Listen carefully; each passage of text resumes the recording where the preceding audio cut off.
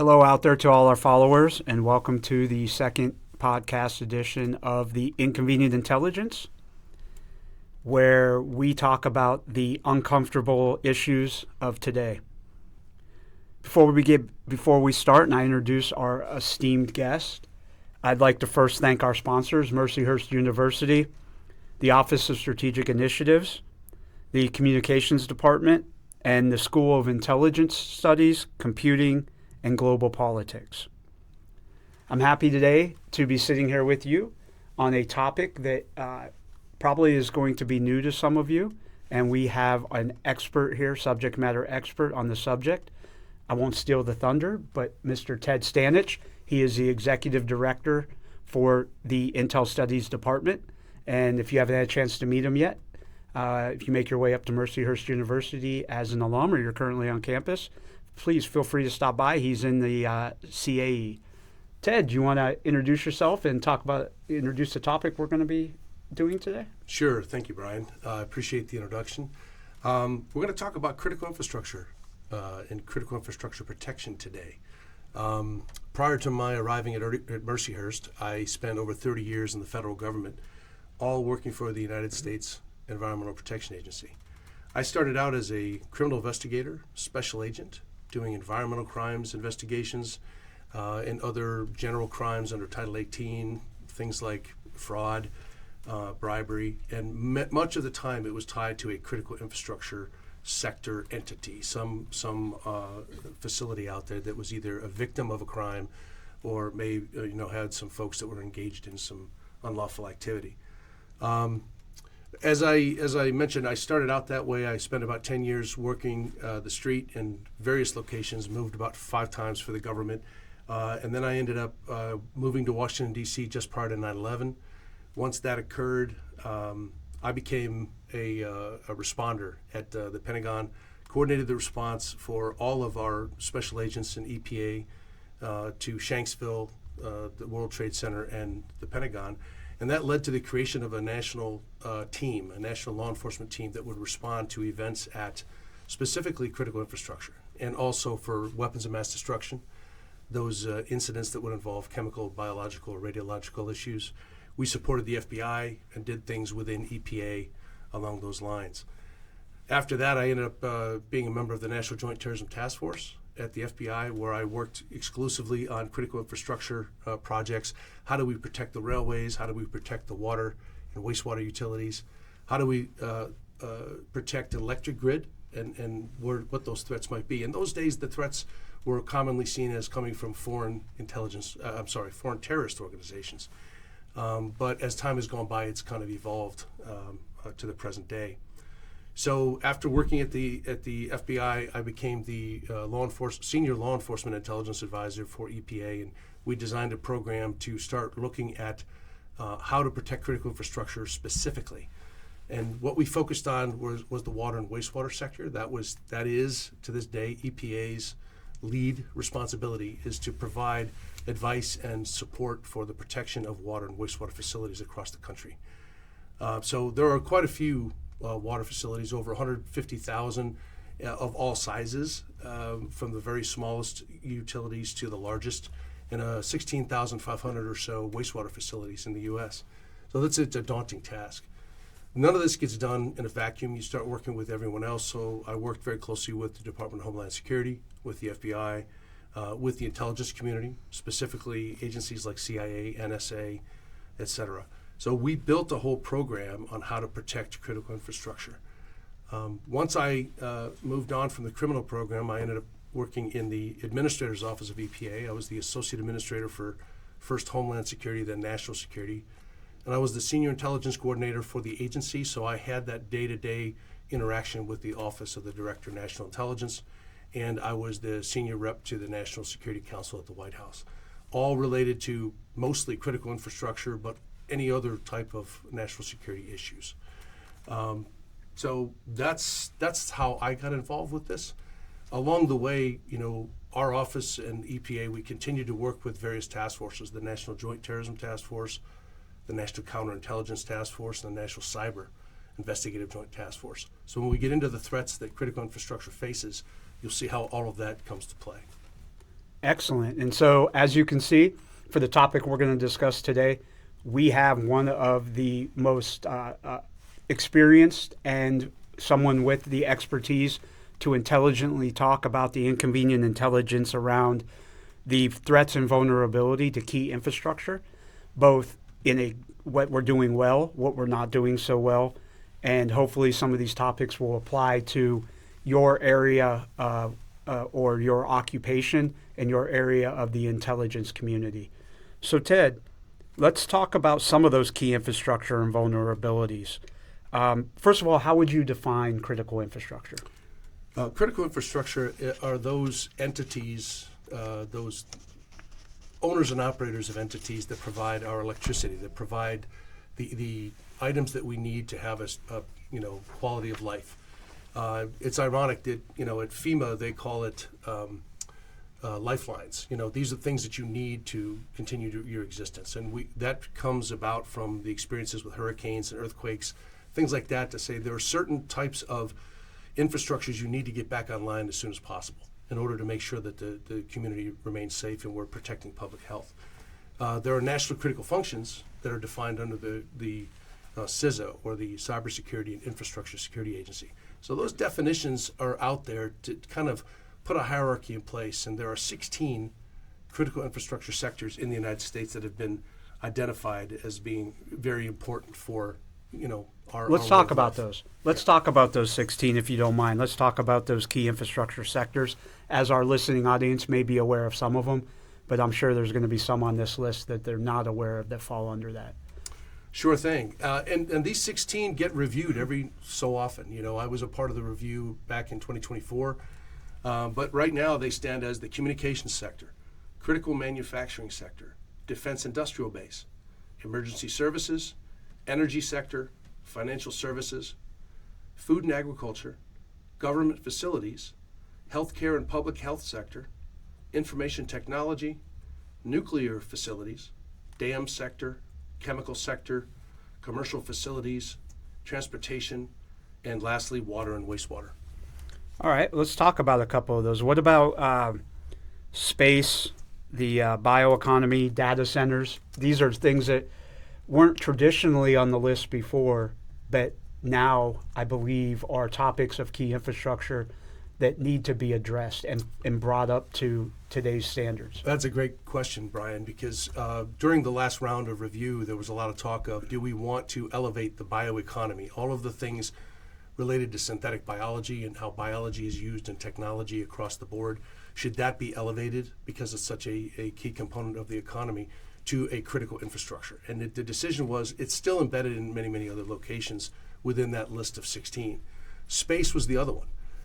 That can be seen as tied to the defense industrial base. It can be seen as information technology. There's a lot of different places where elements of space and all of the infrastructure that is, in orbit around us is part of that. Data centers is another one.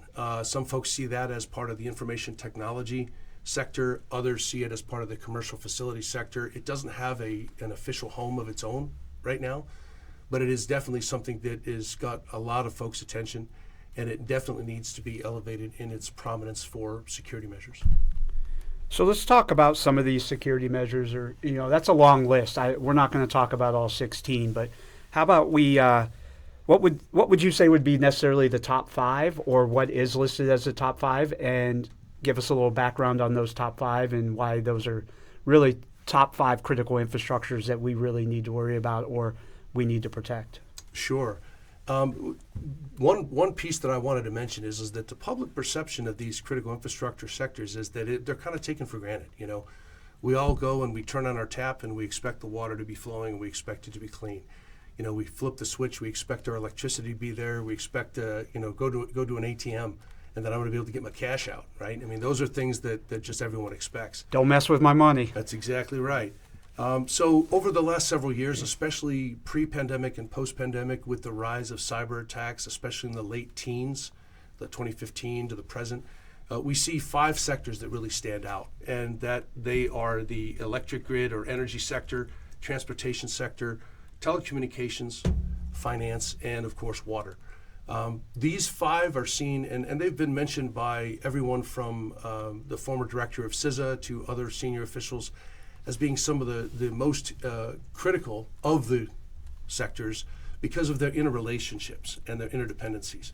If you take off, if you were to shut down the electric grid, you're not going to be able to treat water. If you don't have clean water, it's very difficult to fight fires because most folks don't really realize or think about it, that firefighting water is clean water. That's where it comes from. Hospitals, and our experience at EPA, after earthquakes and wildfires and hurricanes, we've seen these communities that have been devastated by whatever just happened, trying to come back. And without power, you're not going to be able to treat patients in a hospital very well. You also need clean water for that. And if you don't have telecommunications, it's really tough to communicate with one another, especially if you're dealing with something that's remote or you're trying to coordinate with response teams. That was another piece of my career. I was part of the emergency response team for over 15 years, responding to incidents at critical infrastructure entities and other natural disasters. So we see this firsthand, and then you can translate that over to a man-made disaster. So I think you keep touching on a really key topic here. A lot of people think of the threats and vulnerabilities to this key infrastructure as terrorists or criminal organizations. But I'm hearing a theme about natural disasters coming through. And I don't, if you want to talk a little bit about the natural disasters can create just as much of an impact or be a unknown threat as and unable to be fully identified as, say, terrorist organizations or criminal networks. So with that, how is it that you can prepare, or how are you prepared for dealing with protecting the critical infrastructures during natural disasters? Well, that's another good question, Brian, because again, I think until you really get immersed in this system, the ecosystem of critical infrastructure protection, it's not really obvious to some. But remember, many of these responsibilities are delegated to the states, right? States and local communities. And the doctrine of the United States is anytime there's an emergency response, it starts out as a local response. You want the locals to be able to deal with it because they live there. It's their community. And then if they need help, they'll ask for the state for help. And then if the state is feeling like they need assistance, then they'll ask the federal government. And they can ask it from the FEMA officials, or they can come to the EPA and others. But the idea is that the feds don't rush in and say, hey, we're the feds, we're here to help. It's that we're going to respond to the requests for assistance. So we have certain parts of the country experience hurricanes far more often than others. Other parts of the country experience earthquakes. Other parts of the country have wildfires. All of these different events give you a muscle memory. They give you that practice for how to respond to that. So certainly Florida's extremely effective at responding to hurricanes and restoring their infrastructure. Other states, not so much. When you start seeing these different types of events occur, it's hard for them to bounce back. I think it was 2021, that I could probably do a fact check on, in Texas, where there was extreme cold and the energy grid went down, and it had a real impact on the state and the communities there. That's one of those things where Texas isn't used to having extreme cold, right? So it all depends on what part of the country you're in and what your experiences are. So when we were developing plans for restoring critical infrastructure and protecting it, we looked at the all hazards approach. We looked at natural disasters. We looked at terrorist threats or other types of man-made attacks, but that could have been through a physical attack. Then we also started to see more cyber attacks. For many years, cyber attacks amounted to just ransomware attacks on businesses in order to make money and to be a true annoyance to make sure that the ransom was paid. But now we see that we have the potential for convergence. We have natural disasters that occur. We have physical attacks that are planned and sometimes are successful. There's cyber attacks. And now we have insider threats that folks have never really thought about in the infrastructure space. Do I need to worry about one of my employees who might be disgruntled and might want to share their password to a network with someone that's... So the insider threat on that. So our approach to critical infrastructure protection was all 4 of those. We've got experience with natural disasters. We have had a lot of experience with countering physical threats, going all the way back to post 9/11 and pre 9/11. And then we started to really get active with cyber threats in the mid-teens, and then insider threats. in my last job, we did a lot of briefings on the convergence of all those. So, as you know, the name of the podcast is Inconvenient Intelligence. So this is a part where I'd like to talk about some of the inconvenient intelligence around this. So as good as we have these processes, as much focus and understanding that these agencies are out there doing this, let's really look at it from the other side. How well are we doing it? How prepared are we for all of this? Where could we do better? How have we been responsive, and have we been responsive enough in a timely enough manner? What can we do better, or are we doing everything we can, Ted? Well, that's another great question, and it really does depend on which sector we're talking about. So, Okay. For example, in my mind, there's a pre-COVID phase and there's a post-COVID phase. Pre-COVID, for example, in the water sector, many of our water utilities in the United States, were not connected to the internet. There was a lot of, especially the smaller ones, they did not have that kind of the connectivity with the internet. Once COVID hit and everyone went to working remotely and folks wanted to have remote access, you started to see a greater attack surface, if you will, for many of these critical infrastructures where in the past I'd have to really hack into a system to get to your operating technology. But once they started to be connected to the internet, folks were able to get in and move laterally from an IT system, the information technology system, over to the operating technology. So that's one of the key distinctions. Information technology is going to be where that's how my emails run, that's how I do my billing, that's how I do my communications with my customers. On the operating side, operating technology side, that's how I run my process. If I'm a water utility, that's how I treat my water and produce, potable drinking water. Sure. If I'm a wastewater facility, that's how I produce water that's fit enough to be discharged under their permit that's issued by the states in most cases. So operating technology was always seen as, nobody's really been attacking that. That changed a number of years ago. And it changed as a result of different tactics by adversaries, by criminal actors, and it changed by the accessibility of the OT to these adversaries because of the connectivity with the internet. Now, I'm not saying that everybody's got their OT openly connected. Most folks have, a firewall of some sort in place. They have their VPNs. They're doing all things the right way. And I'd say most folks in the critical infrastructure sphere, all of these different sectors, are keenly aware of the threats that they face. They're not, but here's the other piece that's different. In the past, physical threats were thought of as, well, they're foreign terrorists, and then you might have domestic violent extremists.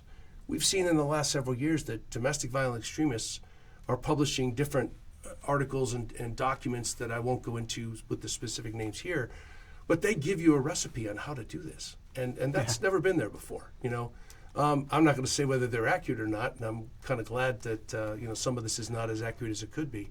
But the reality is there's far more information available. So we saw the disasters, we're used to that, we dealt with physical, then we started seeing cyber threats. And so the cyber threats were coming in from ransomware criminal actors. As I said a minute ago, I'm a nuisance, I want money. Then we started seeing nation states come into the game. We started seeing Russia, Iran, China, others. This has all been reported in the open press. And each one of those nation state actors uses a cyber attack methodology that's a little bit different, with a little bit different motive.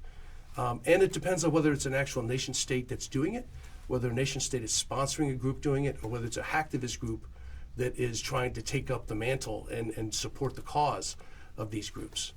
For example, in 2023, late 23 to 2024, there was a series of attacks by a Iranian group that was a hacktivist group. It was called the Cyber Avengers. Oh, I remember the Cyber Avengers. Yeah, they hit a number of facilities across the country, and we counted upwards of 30 plus utilities that were hit.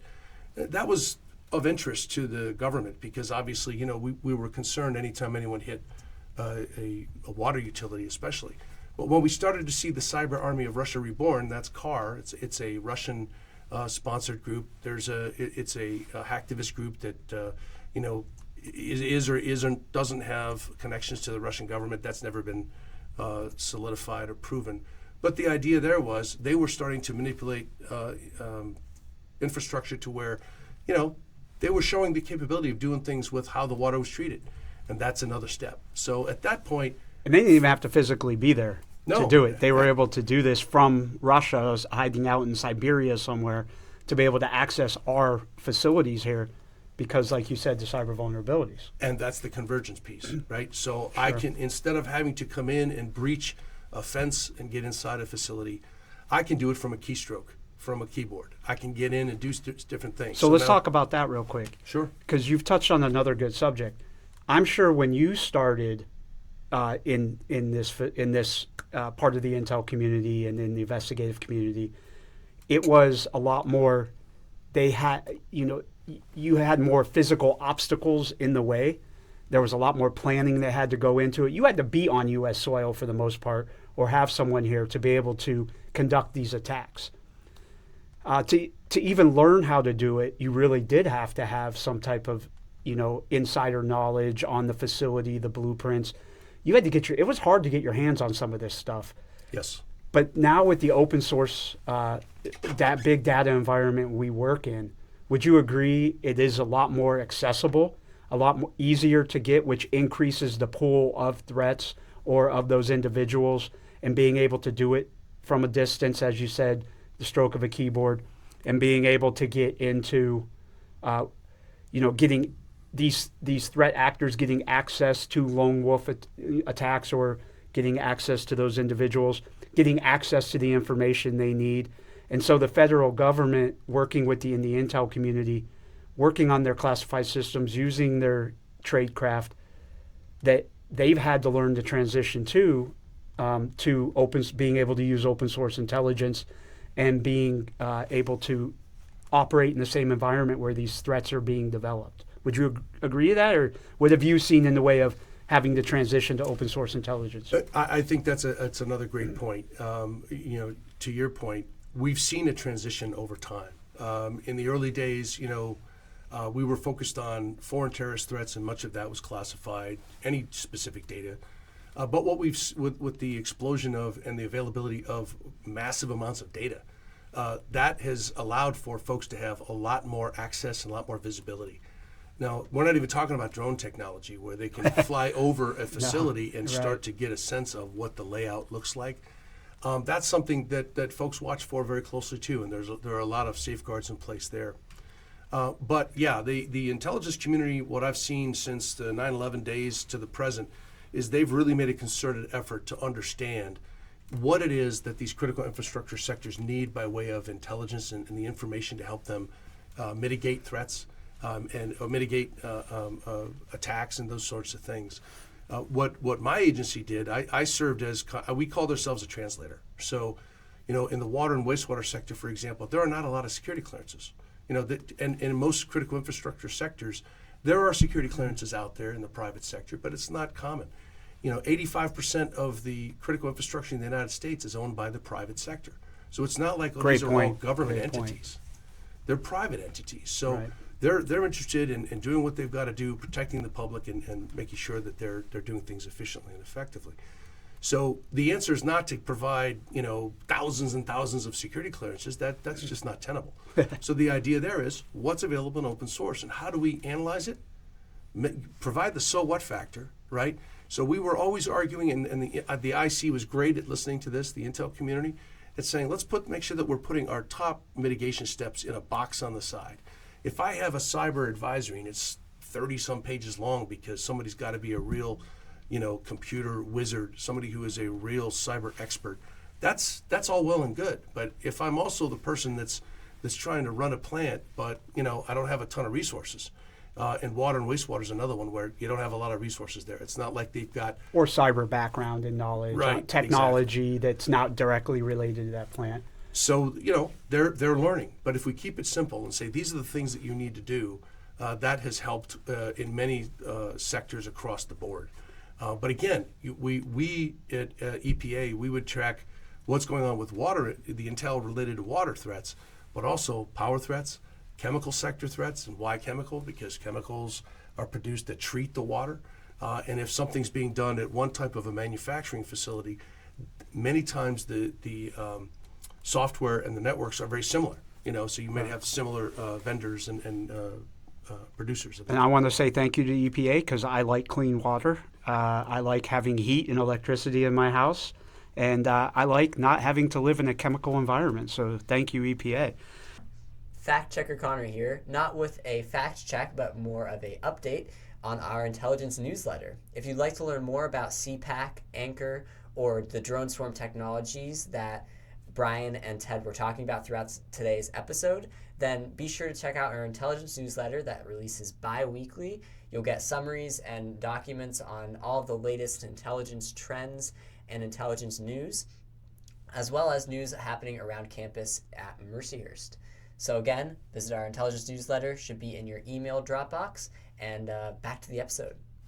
So you have mentioned quite a few new agencies, or what may be new agencies to our listening audience.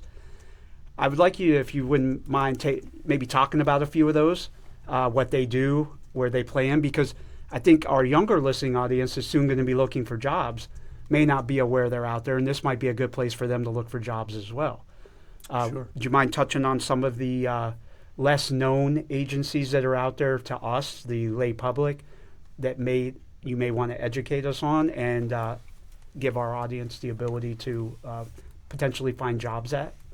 Well, if you're talking about intelligence agencies, there are a whole bunch of agencies out there that have an intelligence role. Obviously, there are the 18 members of the U.S. intelligence community. And those are the names that everyone is aware of. They're the typical intelligence agencies. They're tied to the FBI, Department of Defense, et cetera. But, for example, my old agency, EPA, we have a small unit that does intelligence. U.S. Department of Agriculture has folks that focus on intelligence sharing and intelligence support. Health and Human Services has that. Department of Interior has an office that handles intelligence. So there are many of we call those agencies the non-Title 50 agencies. In the government, Title 50 is what designates you as working in national security and intelligence. For those of us like EPA and Agriculture and Interior, we don't work in that world, so they just call us the NT50s for short. And there are many other organizations that have intelligence entities as well. And what we do is we coordinate back with the U.S. intelligence community, whether it's providing subject matter expertise on certain areas. We have conferences and meetings and seminars where we're trying to tackle a problem that no one has had to tackle before. And, Right. We don't want there to be a failure of imagination. We want it to be that if I were going to attack a system, how else would I, prevent that from happening? So who do I need to talk to? I need to talk to engineers that are working in those sectors because they're going to know better. The questions that you ask them, things like, what keeps you awake at night? What is it that you are afraid of? What are the things that you would prevent if you were in our position of having to provide information in a timely manner, how to share it? At the National Cyber Investigative Joint Task Force, one of the leaders there, he used to say, we need to move at the speed of cyber, and we need to share information at the speed of cyber, because that's how fast these attacks are occurring. And when I worked at the Joint Terrorism Task Force, the National Joint Terrorism Task Force, the idea was figure out what the bad guys are doing and then get that information to the next community over, to the next JTTF, and make sure they don't have to face the same thing, because at least they've got a heads up that this is what's coming. And these are their tactics, techniques, and procedures. So again, coming back to the inconvenient intelligence on all of this, would you mind talking a little bit about some of the myths, some of the rumors, some of the misnomers that are out there, both misinformation, disinformation, or truth-based on the critical infrastructure sector and the threats and vulnerabilities that face it? Sure. One of the things that I think some of the biggest myths that are out there is that there is no law that says that if you're hit with a cyber attack that you have to report it. It's kind of like, if you're a victim of a crime of violence, do you have to report that to the police or not? That's going to be your call, unless somebody else calls the police and you get pulled in. It's your call if you want to make that call, want to make that report. So there could be a lot more ransomware attacks out there that on our critical infrastructure or on the private sector, because like you said, a lot of it's owned by the private sector that we don't even know because they don't have to report it? Well, and it depends on which sector again, and it depends Okay. on which law applies, because some sectors have that requirement, other sectors do not. But the long and short of it is, if you're a private sector entity, in a particularly sensitive sector, you may not want it to go out immediately that you've been the victim of a cyber attack.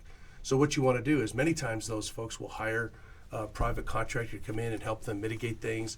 They make sure that their operations are running smoothly, that nothing bad has happened, and then they try to restore things and kind of keep it as quiet as they can. It's not being irresponsible on their part. That they don't have, if there's no effect to the public, it's not something that they are obligated to report.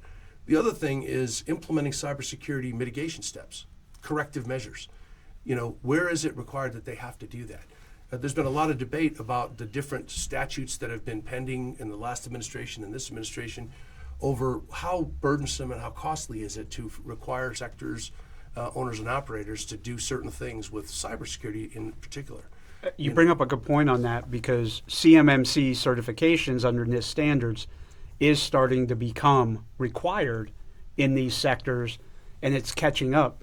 But if you don't have somebody on staff that understands how to meet all of those CMMC requirements, or even make themselves available to be able to start to meet those standards, the government wants to start standardizing that and making it part of government contracts and everything else. So shameless plug, if you need help with that, a good place to start is our Center for Intelligence Research Analysis and Training. We do have a good CMMC certification guideline and the ability to help you in guiding your entity with that. So, Ted, back to myths and misnomers that you may want to squash here on the podcast. Well, and I think that for many years there was a perception out in the community that our critical infrastructure was not really being targeted. That ransomware attacks are going to occur randomly. But that's not really the case. A lot of times ransomware attacks are targets of opportunity. They want to find someone who may be vulnerable. They may want to find someone who has an internet-facing device that doesn't have the proper security protocols in place. So the myth is, well, they're not going to hit me. But that's unfortunate, because many times, unless you can put certain basic cybersecurity measures in place, you want to make sure that you have good cyber hygiene, right? Make sure that you're changing your passwords. Make sure when an employee leaves the facility that they've departed, and you close off their access. Make sure that you change your passwords again if you need to. Make sure you're updating your software that's out there. IT software is one thing. Operating technology is different, but you can still do security measures with that. Operating technology is meant to last forever. It's meant to run engines and turbines and generators forever. IT is meant to be updated several times a year. They're not quite the same thing. Right. But the concepts are the same. You still need to update those where you can. Good hygiene. So, the funding that's out there in many critical infrastructure sectors, some have their own ability to pay for their security upgrades. Others don't. I can say in the water wastewater sector, for example, they've got to pass a levy or some sort of a ordinance in order to raise their rates. So it gets tough for them to just implement something that is pushed down from above, saying you have to do this immediately. So this is where it can be complicated. So the myths that are out there, and the other one is, well, gee, if I'm a utility somewhere, whether I'm energy or water, what all can I do if a nation state is looking to do this? You can do a lot. I like to use the analogy when I was talking to folks back in my old job, and to this day. If I'm at home and it's late in the evening, I'm going to close my garage door and lock my door. I'm not going to leave it open, hoping that no one will intrude upon my house. So just do those basic cyber hygiene steps, and I think that you can reduce a very large percentage of those attacks on the cyber side. After 9/11, when we were worried about physical attacks, people put up gates, guns, and guards, right? They put up video cameras. We started to see that understanding that we need to do some basic security, put those things in place around our infrastructure that's so vital to our way of life. So let me ask you this on the inconvenient intelligence side. How worried should we be? How vulnerable are we? Should I go home tonight worrying about my wastewater treatment facility or my energy grid or my heat, especially in these cold temperatures? It's going to be attacked tonight is a target that I should worry about every night. Or are we pretty secure? Do we have good security and protocols in place to help mitigate a lot of those vulnerabilities? Oh, I can assure you that there are an awful lot of folks that are working very hard, many, many hours a day, constantly trying to keep the security. Can it be better? Absolutely. Always. It can always be better. But again, it's going to depend on which sector, and it's going to depend on, how much the community understands that these security steps that have to be taken are a necessity. They're not a luxury. What sectors do you think are the strongest, and which ones can we read between the lines that may not necessarily be strong?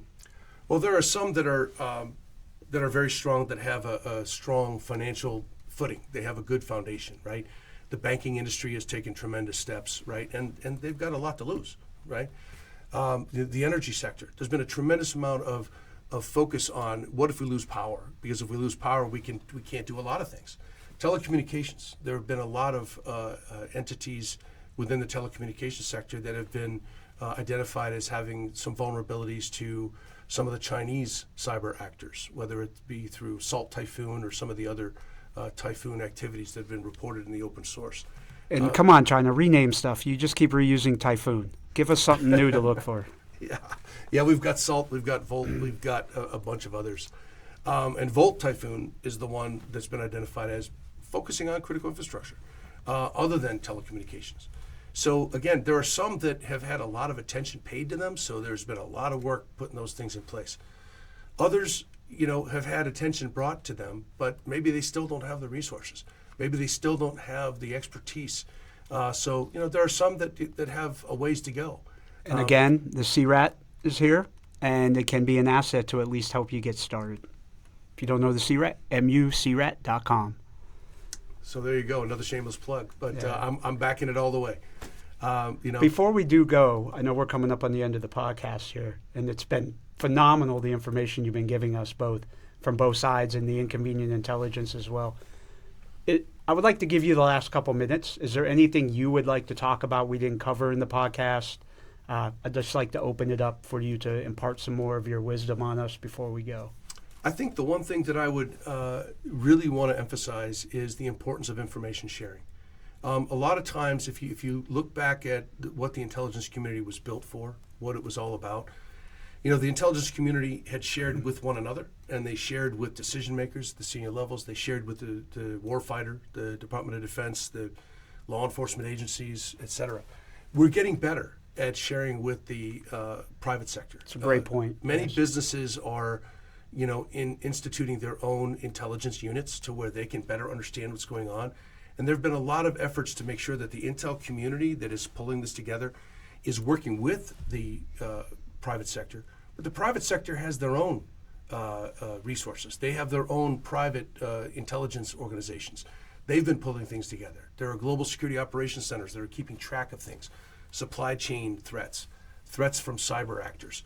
All of those things, that's a positive convergence where we're seeing more and more partnerships and more seamless integration of private sector information, because you have, publicly available information, commercially available information that the intel community is using.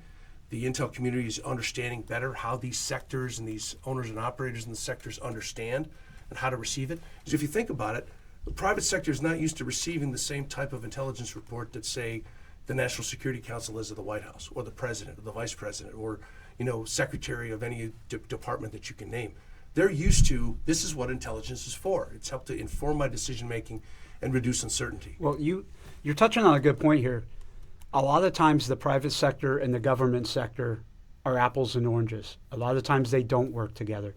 Is there a governing body or a council or two that maybe has brought everybody together to help be the governing body for this? Yeah, that's a great point. There, at one point for years and years, there are sector coordinating councils for each of the 16 critical infrastructure sectors. For example, we had a water and wastewater sector coordinating council. There's a corresponding government coordinating council, which means, you have private sector entities that make up the SCC, the sector coordinating council, and government agencies like Department of Homeland Security, EPA, and others that make up the government side. But you work together, and the idea is, what is it that we need to do to share information more effectively? How do we share that? How do we tell one another that may be a new vulnerability that they're unaware of? How do we know, what's going to take priority as far as a mitigation step? So for years, there's been the Critical Infrastructure Partnership Advisory Council, CIPAC. The SIPAC has been in place for a couple of decades, and the idea was we're going to share information between those departments and agencies who have the responsibility to coordinate with their sector entities, share information, share threats, make sure that folks know what resources are out there to help them to protect the public. But recently, the SIPAC was suspended. So in the new administration, they have not come out with an official launch of a new coordinating organization. That SIPAC was the group that convened all of those 16 sector coordinating councils, pulled them together and said, this is what we need to focus on across domestic critical infrastructure. The new organization is purported, and again, this is something that's been reported by Cyberscoop and a couple of others, but the new organization is called the Alliance of National Councils for Homeland Operational Resilience. That's a mouthful. Yeah, the acronym is ANCHOR, so it's easy to remember. ANCHOR. If this were to come to pass, if this is the actual one as reported by others, it's going to streamline the process that federal agencies and providers in the infrastructure sector, how they meet and discuss physical, cyber, and other threats that face them. Again, the whole point of this is critical infrastructure is now part of our enemies, our adversaries' targeting package. In the past, that was not necessarily understood to be so. It may have always been, but the private sector entities in the critical infrastructure sectors and the agencies like EPA and we were not part of those discussions. Now, and for the last number of years, that has grown to an understanding that, look, we could be targeted. When Russia invaded Ukraine, and I know you talked about this last week, there were attacks on Ukrainian infrastructure. There still are. So if we were to face such a thing here domestically, are we ready to respond to that? And that flag has been raised. Folks are really preparing for that. I have a lot of confidence that we'll be ready. But again, we can't underestimate the potential impact of losing telecommunications, power, water, transportation systems. If you can't get your money at an ATM, all those things are going to go down. Don't mess with my money. Don't mess with my money, right? So you've kind of brought up a good point for us to try to tie something together with the recent threats we've been talking about in the other podcast. You talked about drones. So we're seeing drones being used on the battlefield for conventional attacks and everything in drone-sworn technology. Is it possible, or is that a threat that we face here with our critical infrastructure? Could a drone essentially be the attack vessel to hit our infrastructure, our critical water facilities, our power grid? Is that a legitimate threat? I think anywhere that we've seen drone technology used as an attack vector or as a methodology, it's possible anywhere. We've seen reports in the last 2 years of drones flying over infrastructure, drones flying in New Jersey. What was it, last summer? We saw a lot of reports of drone activity. The question is, to what end? A lot of it appears to be surveillance or just somebody that flew into the wrong airspace, but we don't know that. So we have to remain vigilant, and I know drone concerns are focused on across the sectors. We talk to our partners in my old job, we talk to our partners in the chemical sector, we talk to our partners in the transportation sector, et cetera, to say, what are you seeing on your end of things? How are we doing it? Because that's the other part is we work very hard to avoid stovepipes. We don't want there to be cylinders of excellence, if you will, to be a little sarcastic, where folks are dealing with their own sector. They're not talking across sectors. We can't look down a straw at just one topic. We have to look across the trees and say, if this is happening over there, what would happen if that hit our sector? So there's a lot of leaning forward, a lot of vigilance that's required to make sure that as you see new TTPs or techniques, tactics, and procedures being used by anyone, whether it's a domestic or domestic violent extremist, some other terrorist or criminal group, you want to know about that. And so that information sharing is really critical. So, and there are many mechanisms by which to do that.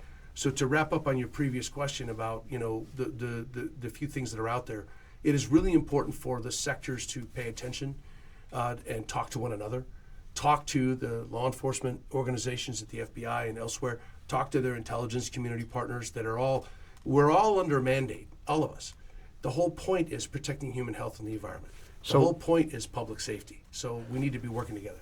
And you're talking about a lot of federal and state, even local municipalities, right? Of course. They should be part of it. Just because they may not be directly related to a mitigation technique or being part of a task force, we'll say, they're still as important in helping with that local response or They're developing. more important.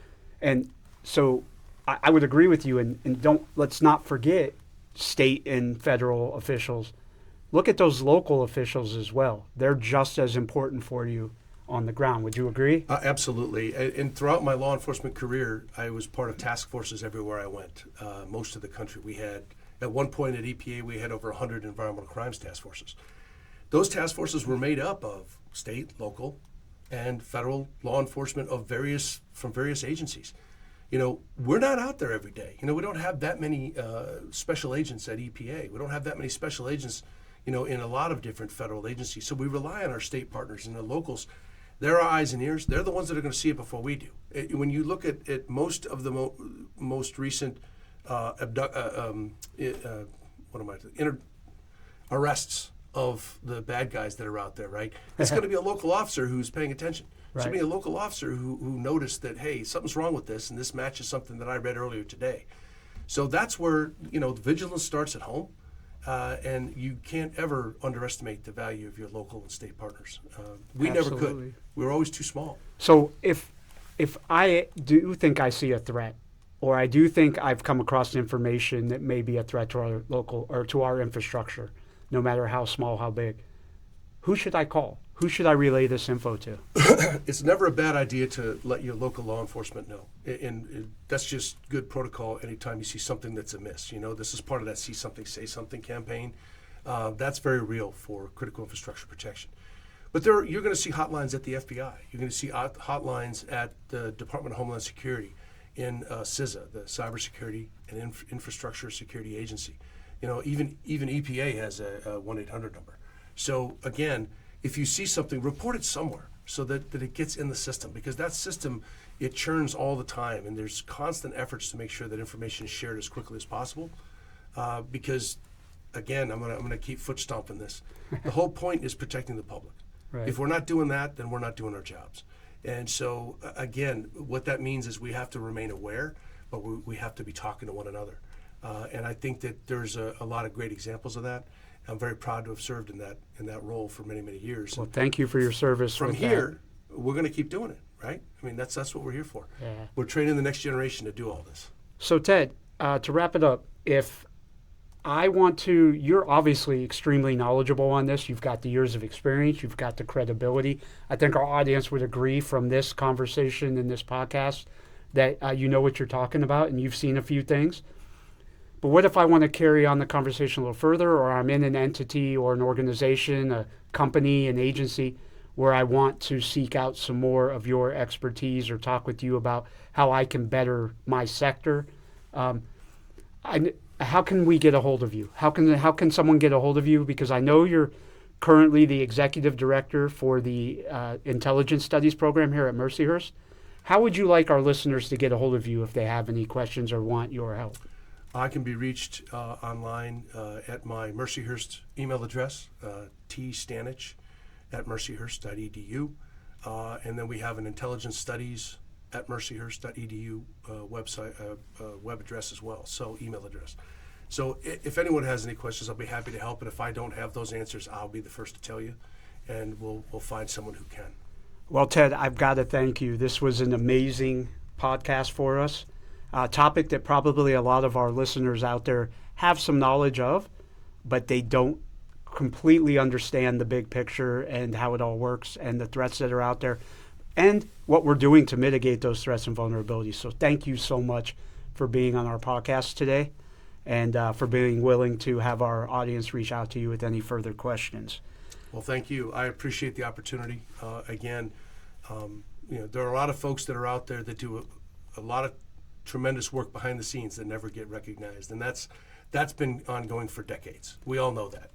But again, my shout out is to all those first responders, law enforcement, and others who are in military intelligence professionals who are out there keeping us safe every day. And that's a great segue to those that are behind the scenes here at the podcast. Again, Inconvenient Intelligence has been produced by grad assistant and Intel grad student Catherine Katie Nelson, and by our director, Dylan. I can't say Dylan's last name. Stritzinger. All right, Dylan. I'm always gonna mess it up. That'll be our shtick.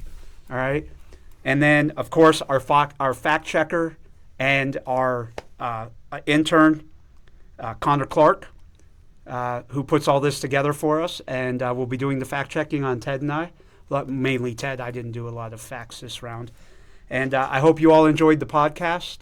And once again, this is Inconvenient Intelligence, where we're bringing you some of the hard topics of today that are inconvenient maybe to talk about because either you don't have the knowledge about it around the water cooler, or you're an expert in the field and you just want to learn a little more so you can go ahead and carry out your intelligence mission or operation. We're always available, and look for the next podcast. We'll be out in 2 weeks. And we're done. What a great podcast between Brian and Ted. Because Ted was such an expert on this topic, there really isn't that much for me to fact check on this one. The only thing that Ted explicitly told me to fact check was when the extreme cold in Texas occurred that destroyed some of the power grids, and that was in February of 2021. So Ted was correct yet again.